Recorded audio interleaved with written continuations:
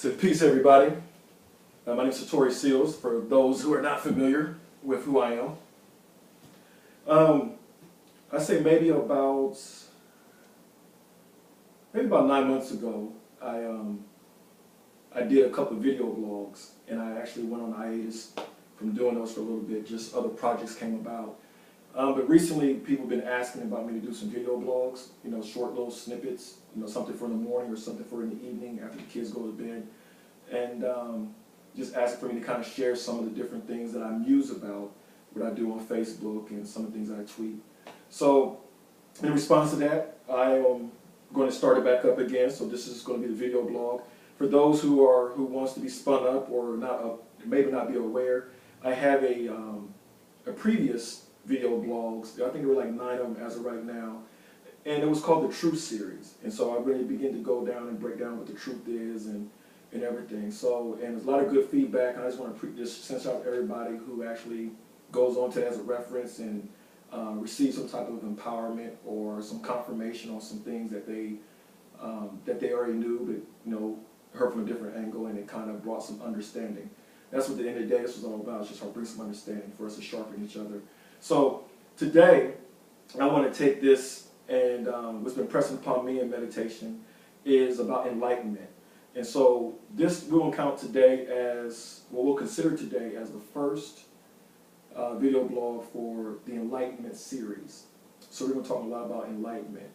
I think there's an absence of teachings for that, just depending on which circle you entertain.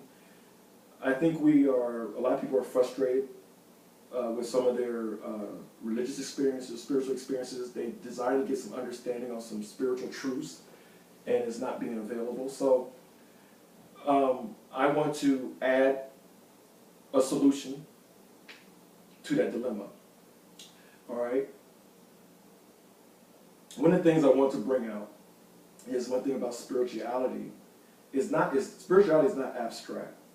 Spirituality is very practical. And you should be able to see things measurable in your life for the results that it's producing from exercising certain principles or certain practices that you observe.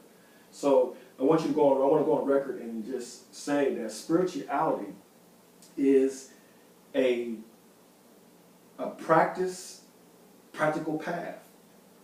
It's very, very practical. It doesn't have to be airy and spooky and all abstract and clumsy and thought. Sometimes what we see in a lot of, just be honest, what we see in a lot of, people displaying when they say spirituality. One of the things about enlightenment simply means to be free from ignorance and also be free from misinformation. And enlightenment also means to be exposed to the simple truths in life.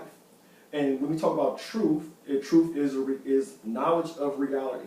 So all the different knowledge, all the different branches that brings you to a reality, to heighten your awareness to how things are happening, to the motive and intention behind things, understanding the cause and effect of certain actions, or the understanding the relational responses that occur if we entertain certain behaviors or certain attitudes. Enlightenment really brings us to all that. It makes us aware of all those different things. So a lot of us can reference, in the scriptures, and when a lot of people think about Yeshua and many other different wisdom sources as well, they all talk about enlightenment. So I want to bring this out in this series.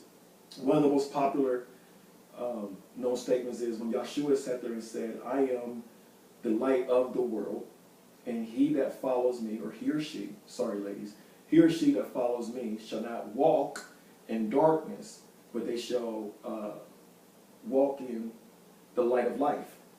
It's very interesting to think about that. So first of all, he was saying, and you got to understand, when you come from a metaphysical aspect or a spiritual aspect, and from an Eastern orientation, when he's saying, "I am the light of the world," what he's talking about is that he's become one in his God union, in his self-realization. And in that self-realization, in that enlightenment that he is walking in that Christ consciousness that he embodies, that he walks in, is that he's able to project that light unto others. And so, and also the very also famous phrase is be ye lights. So the ultimate goal in enlightenment is to be enlightening to others. All right. So when it's interesting when I say that, and also those who read the Quran, you know, it talks about light upon light, and that Allah guides people by His light.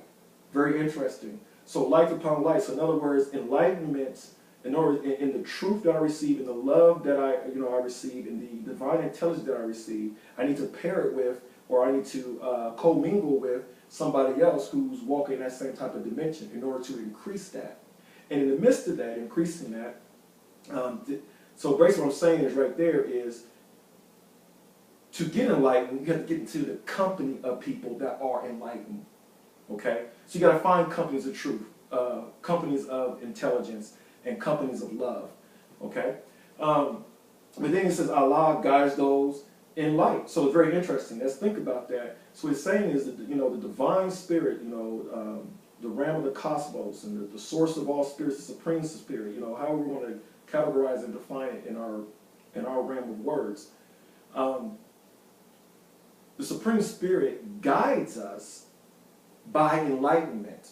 So in order to walk a spiritual life practically, there has to be an enlightenment that has to occur. So that means in the midst of our walk, there has to be a process of eliminating the ignorance that we have about ourselves and about different activities that's going on in society, or things going on in relationships, because life is a relationship, okay?